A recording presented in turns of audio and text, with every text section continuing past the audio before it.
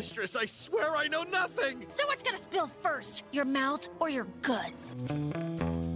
Coming up, Tindy's secret double life is revealed as she, Mariner, and T'Lyn go to Orion for her sister's wedding. Wasn't the Sam Hill you were wearing? I thought I was supposed to be Twain. I say you are incorrect, sir. Boimler and Rutherford go full Mark Twain, literally, as they take conflict resolution to a weird level. All this and more. Coming up on the Star Trek Lower Decks edition of Energize. Energize.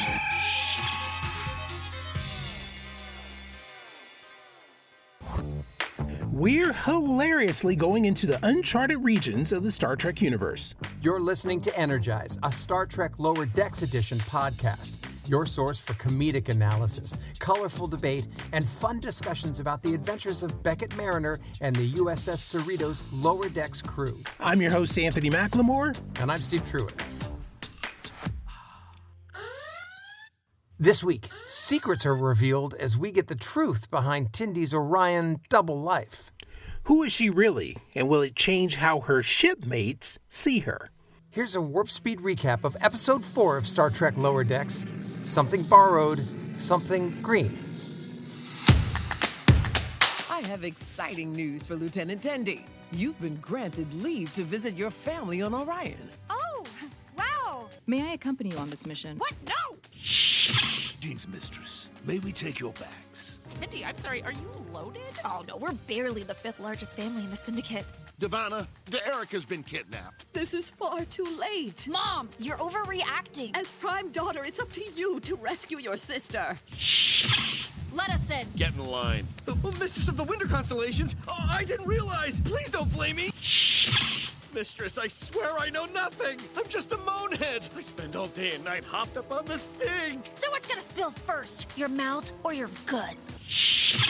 Kidnapped yourself! Wow, did Starfleet teach you those amazing detective skills? Was this just to get me to show up for the wedding? I would have just come. Classic Devana, always assuming it's about you.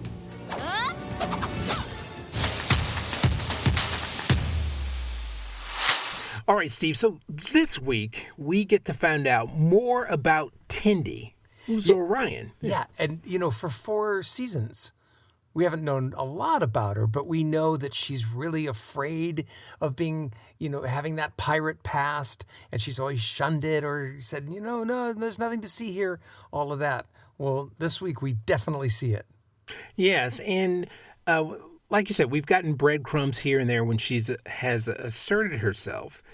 And what's really cool about it is that she's probably a badass, but her demeanor aboard the Cerritos is one of just wonder and wide-eyed and kind of naive. Well, it's cute, and she's a really nice kind of counterpart to Rutherford, who is also, badass in some way, and certainly was in the past, and they're both these sweet characters. I do think, 1, they're probably going to hook up, and 2, we may actually see their dark side at some point. I think they're going to have to bring that out. Yeah, so I guess the question for me is Tindy playing a role, or is this just another part of her that was suppressed when being with the Orions, when she was with her people? I think it's the person she wants to be. Right? I think it's her affirmational self. She gets up and she's like, I'm not a pirate. I'm not a badass. I'm not a fighter. I'm not a killer. I'm this fun person who's an engineer and really likes life and wants to, I think she's talked herself into it and she's trying to live it. Yeah. And the thing is, I get that. I get that as a person who's, fits in multiple groups of people. Yeah. It's not that I'm playing a role in any one of those groups. Those are various parts of myself. I agree with that too. Sure, I'm different with one friend than I am with another. Some of my friends have, we have handshakes, or we have, certain looks or old history that we know. And, sometimes I'm goofier with some people and mellow with others. But I think on this ship, she's the only Orion. She needs to, I think she's more afraid of what people think of her than actually what people think of her. And right. her personality is a compensation for it. Right. I think the stereotype about Orions is something that she's constantly having to fight. Yeah. And feels like that with her being the only one or one of a few, because there was one that she bumped into in Deep Space Nine, I think that there's this high bar that she personally carries. I have to hold myself to this level so that I'm not thrown in the lot with the rest of the Orions or I fit a stereotype. So this episode was very interesting in exploring that some more. For sure, because, I mean, this is a full Tindy episode. Yes, we had a B story with Rutherford and Boimler, but, I mean, there was barely any upper decks folks, and this really was Tindy's episode. But before we go there, we got to visit again from the mysterious ship. Hailing frequencies open, Captain. Small vessel. Power down your engines and we will board you without violence. Power relays are failing! Get them back online. Trying to reroute power. How did they access our systems?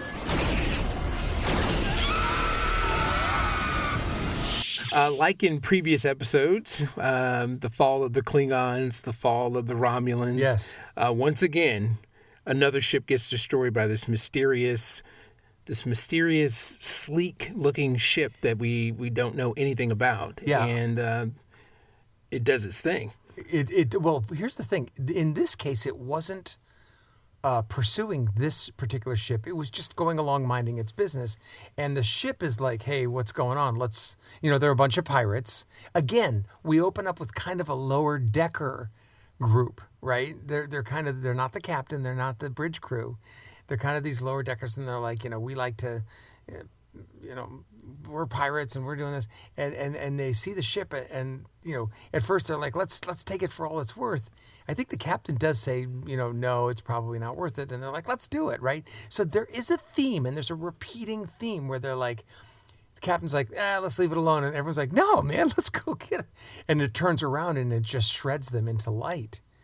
Now, yeah, and they're not even able to fire a single shot. No. Their shields don't work. Shields are down. Everything drops. Everything's disabled. It looks to me, the shape of it's got kind of a delta shape, kind of like the Delta Flyer, but I certainly don't think this is a Voyager or Tom Paris thing. And you had said you think it's Peanut Hamper. Yes, I think Peanut Hamper has led an uprising. Okay. She broke out of the stockade to the Los Angeles Underground. I'm sorry, that's A-Team. But today he's still wanted by the government. She survives as a soldier of fortune. That's right. She loves it when a plan comes together. Exactly. But I think that she somehow got out. There was an uprising, and this is them. But we'll see. Well, we're we'll episode find out 4 into 10. Obviously, we will find out, but they really are dragging this along, right? Really... I was like, okay. I was excited because I felt like, the trifecta. 1, 2, 3, we find out. We'll get another clue, maybe. Yes, another significant clue, but that didn't quite happen. So they're destroyed. It's the Orions. But wait, before we go on, I'm sorry. I want to say one more thing. Speaking of adding on, I don't know if you've noticed, but in this season's opener, at the end or right in the middle when the music's going on and the Cerritos is kind of facing the Borg and they turn around and take off. Have you noticed that they've been adding a whole bunch of elements to that Borg cube? Like there's a crystalline entity from Next Generation. Yep. And there's that tube ship that came to Earth in Star Trek 4 looking for the whales. And you could even hear it going. Did you notice that? That's also in the opener. I didn't notice the tube. I did notice the crystal. Yeah, we look at it. Go back and look at it and there's a bunch of other ships there. Like I don't know. I didn't watch Deep Space Nine, but a ship I didn't recognize. I'm assuming it might be a Dominion ship. But suddenly it's this huge battle. Yeah, I mean, everybody's there. So I know maybe they're giving us some breadcrumbs, and maybe they're the clues for us to figure it out. Or they're high and having a great time. One or the other. Yeah, true that. It is a comedy. I have exciting news for Lieutenant Tindy. You've been granted leave to visit your family on Orion, effective immediately. Oh, wow, my family. Apparently, your sister is getting married. Yep. So, we go to the Cerritos, and so Captain Freeman informs Tindy that she's been granted shore leave to attend her sister's wedding, but Tindy's not thrilled about this. No, she does not want to leave, and in fact she's like, because she says before it's weird kind of being a more superior officer because she has less things to do, and Mariner's just like, yeah, man, let's party, let's hang out, let's do something fun, but yeah, I mean, she doesn't want to go, especially with her sister, and it's hard to tell at first. Like I couldn't tell why doesn't she want to go. But she just has this thing about her past that she just doesn't want to confront it. But when or share it, or share it. But when Mariner and T'Lyn are like, "We'll go," and T'Lyn's like, "I want to study, Orion culture and what they're like," then she's kind of talked into it.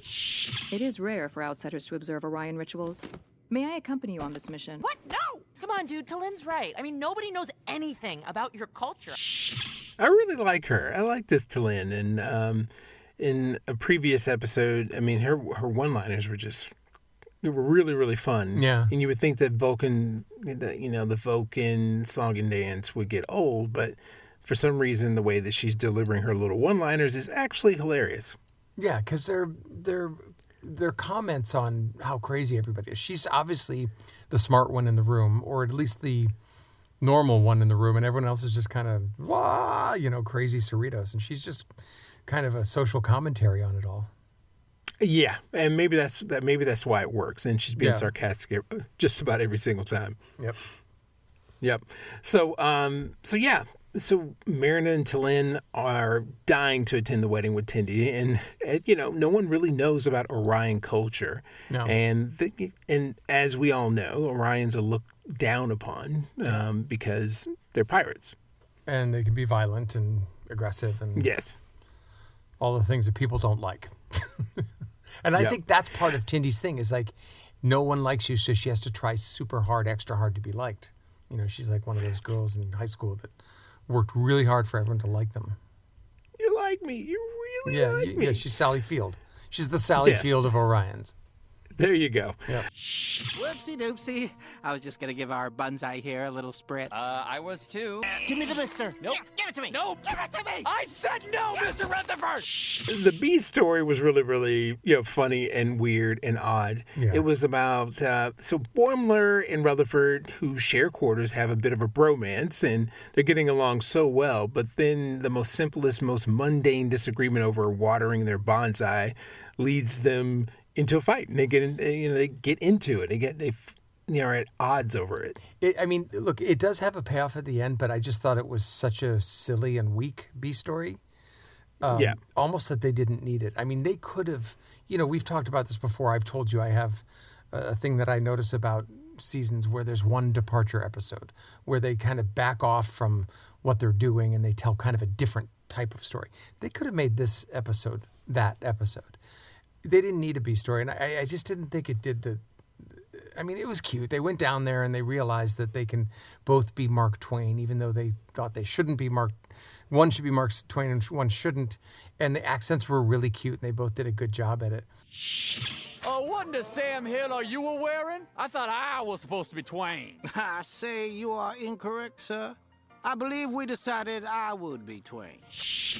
Yeah, I thought that part was actually funny. It was cute, but it wasn't. I didn't think it was Lower Decks. Not necessary, but I didn't think it was Lower Decks. I guess they had to break it up with something. I think if it was part of a montage where there was like 2 seconds of Mark Twain, no, sir, you are a scant, and then they try something else, and then that would be funny. But they really played the hell out of it. Yeah, they squeezed it for everything they could get out of it. Yeah, I was disappointed. Dean's mistress, may we take your bags? Hi, Sierra. Yes, please. Ooh, Tindy, I'm sorry, are you loaded? Oh, no, we're barely the 5th largest family in the syndicate. So we get down to Orion and Tindy. We find out that Tindy is actually from a rich family and has basically walked away from it all to become a member of Starfleet, which, her parents show up and there's, clearly some resentment. Well, I mean, look, they go through this huge gate and Mariner's like, you live in a castle? And she's like, nah, it's not really a castle. And they're like, you have servants? No, they're just kind of friends. Like every time they point out how rich or powerful she is, she just downplays it, right? She just does not want to be thought of it this way. But the funny thing is, as soon as they see her parents who show up to say hello, the parents are like, "Your sister's been kidnapped," right? She's due to be married. And Tindy's like, and like, you have to go rescue her. Because she's the prime, or she's the firstborn. prime. And I thought that meant firstborn, but that's not what it means. Oh, I misinterpreted that. Well, I mean, I thought it meant firstborn, period. But it's possible that she is firstborn and also the prime, which is something quite different that we find out. Oh, yes, for the head of the family. And yes. who's supposed to lead them. Yes, totally. I did get that part. Yeah. But, her parents, it just seems like they just brought her here just so that she could help rescue her sister, because clearly she has some a skill set that is needed. Yeah. So the cool thing is that Tindy takes Mariner and T'Lyn. The first place they go is this like disco club or nightclub. Let us in. Get in line. Mistress of the Winter Constellations. Oh, I didn't realize. Please don't flay me. Oh, he's just kidding. I would never flay. I owe you an eternal debt of gratitude. And they're outside and they're trying to get in, and the guy's like, "Get back in line." And then he looks at her and he's like, "Oh, my dear." And he gets really upset. This is the bouncer, and he gets on his knees and he goes, "I so apologize." And Tindy's like, it's no big deal. You don't need to apologize. And it's like becoming very clear that she is like, the mistress of the winter constellation. She's the queen. At least the queen in waiting or something. I don't know. And everybody is just like, I'm sorry. And so I just thought that part of it was hilarious. I mean, it reminds me of other. It kind of reminds me of like Coming to America. Yes. He's downplaying. Yes. He's exactly. Let's get he's real jobs. Prince. Yeah. Yeah. I love it. They get right in there, and of course, everyone knows Tindy is aware of her, but she also knows the what was this woman that she saw first? Like someone who's kind of runs the place, maybe? From high school. She was actually a high school friend, and clearly there was a rivalry there. So they end up playing this drinking game where there's a murder bug drinking game. So this bug, you take a shot, and then you have a second before this bug bites you and kills you. Well, yeah. If you have to take the shot so the force field will protect your hand. And if you miss the shot or you get woozy or something, yes, then the force field doesn't work and you get strapped down and then the bug does it. So they're trading shots back and forth, and Tindy's trying to find out where her sister is, and the high school friend, makes a mistake and her hand's trapped, and we think she's going to get stung, but Tindy saves her. And I think that surprises everybody. I was just reading the room, and everybody seemed to be shocked about it. But it was hilarious. She saved her life, and Tindy does all these things in her second nature.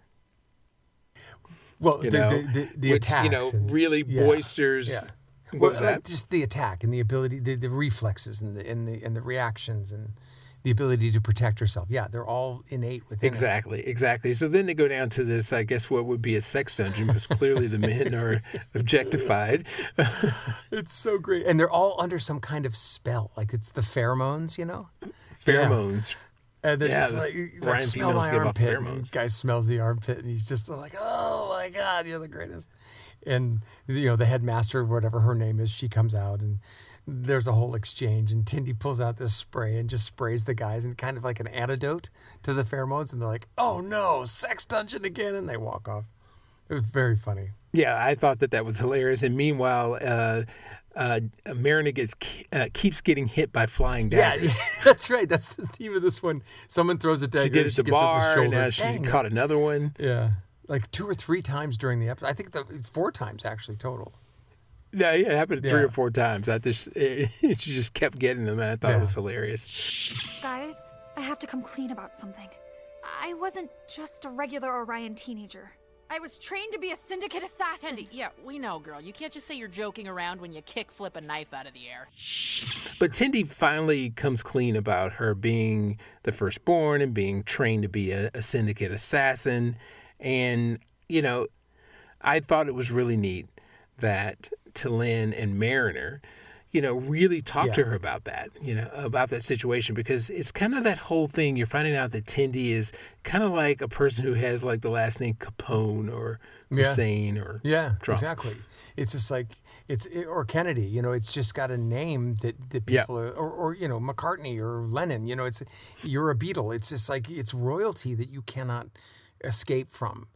We've seen a lot of celebrities be trapped within that. Michael Jackson and others, and you just can't get away from it. You're famous no matter where you go and what you do, and of course she's going to downplay it. And it's cool how that they're there for her. And I think the other thing that she values about them is that they don't do that to her. They just treat her like, a crewmate, which is what she is. Yeah, and they just basically tell her and gave her this reassurance that she is who she chooses to be. I like that. But then they finally track down the sister because Tindy knows, she realizes, she's like, oh, there's one place we can go. And they track her down to where they used to go as kids. It's a dark night and they're walking through a scary area and they go into this old ship that seems to be abandoned or crashed or we don't know what it is. And Tindy hits a couple of lights and boom, who's there? Sister, alone. She wasn't kidnapped. Kidnapped yourself! Wow, did Starfleet teach you those amazing detective skills? Was this just to get me to show up for the wedding? I would have just come! Classic Devana, always assuming it's about you. Full ninja mode. She was just luring Tindy back. She wanted her back. Yeah, and they actually, get into a fight there, and then you really find out that her sister resented her for joining Starfleet and leaving her to take the reins. This is very The Crown, if you think about it, right? Because the king abdicates, gives it to his brother, he becomes king, and then Elizabeth has to become queen.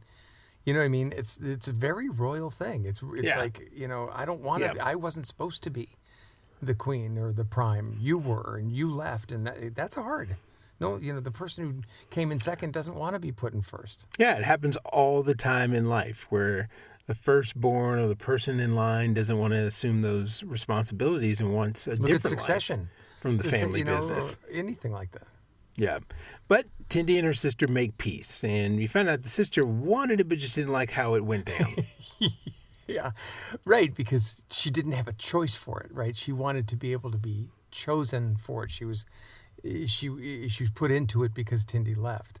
And it's cute how they kind of make up and figure it out, and she'll be a good prime. Because Tindy's like, hey, listen, you just kicked my ass. You can totally be prime.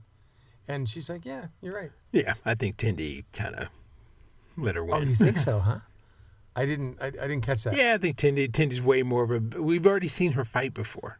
Yeah, maybe she did. But what I do know for sure... Back on Deep Space Nine when it was taken over. Yeah, you're right. She went cray-cray. And Tindy took charge. Yeah.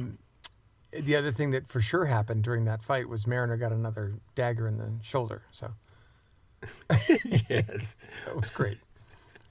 That was a good running gag. It was a good running gag. I think they saved all the writing for that and not too much for the B story. I just again want to say that. Steve does not like the B story.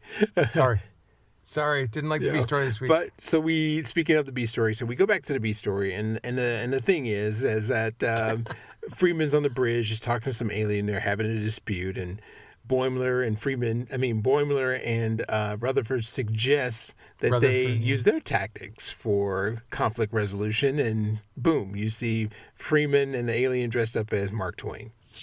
A good creature. The moral arc of history is what the hell am I supposed to say, Lieutenant? Homespun aphorisms about compromise. Which, again, to me was like, I understand why it's funny because they're stupid enough to think that their dumb Mark Twain rivalry would somehow track with Freeman and land with Freeman and this alien and somehow they would just get it.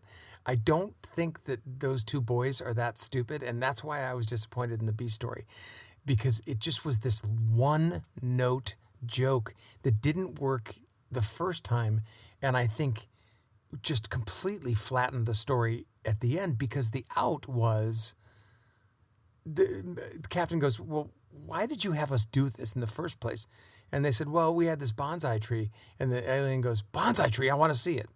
And that's the out. That's like, oh, okay, that's how they're going to get out and of he this eats it without the alien killing them. And they take him up to show it to him. He's like, this is incredible. And he eats the thing. And he's like, what else is there? Conflict solved. But then he eats it, and then he says, you can go into the nebula. Because that was the whole point. They were having a standoff about who could go into the nebula to watch it. And he eats the tree and then says you can go. I think it was the whole B story was throwaway. I'm really surprised because that's just, is that part of the writer's strike? I don't know what's going on, but I was surprised. Gotcha. No, I understand it. I did get some good chuckles off of the Mark Twain bit, but when it went into part 2 of the Mark Twain bit, I was like, okay, this is a hard right turn, and then the ending of him eating the plant and coming to his senses and let's make peace off of eating a bonsai tree. Yeah, it was a throwaway for sure. I think maybe that's their one episode where they're like, let's just get through this part, and maybe the rest. I'm hoping the back 9 will be better. They will. They have really good, crisp writing. It's a good show. It's a great show. Oh yeah, 100%. One of my favorites. Overall, I enjoyed this one because I really got a chance to see the backstory, more of the backstory for Tindy, or the final backstory for Tindy. We found out who she really is. And I thought it was really, really cool. Did you have a favorite moment this week? I just when she went to the sex dungeon, I just thought that was hilarious. All these men in cages. Yeah, it was great. They're all twerking and stuff, and they're total subjugated. Yeah, I agree. I think that was really fun, and the whole club scene. It was very L.A. Earth-like and New York Earth-like. It was interesting. I thought it was cool. Yeah, totally cool. Yeah. Well, that concludes this episode of Energize, a Star Trek Lower Decks edition podcast. Hey, if you want to check out more about what we're about, check out previous episodes. We've been around for a while. We've been doing this. Go to our website, which is www.energizepodcasts.com. And one more reminder, my audiobook is out for the deletion. Go to Amazon, search Steve Truitt. If you have Audible, it is free, and I think you'll like it. And by the way, there's a character in my book named Anthony McLemore. So there's that. Awesome. I'll take that. Coolness. Well, Thanks for listening. I'm Anthony McLemore. I'm Steve Truitt. Live long and prosper.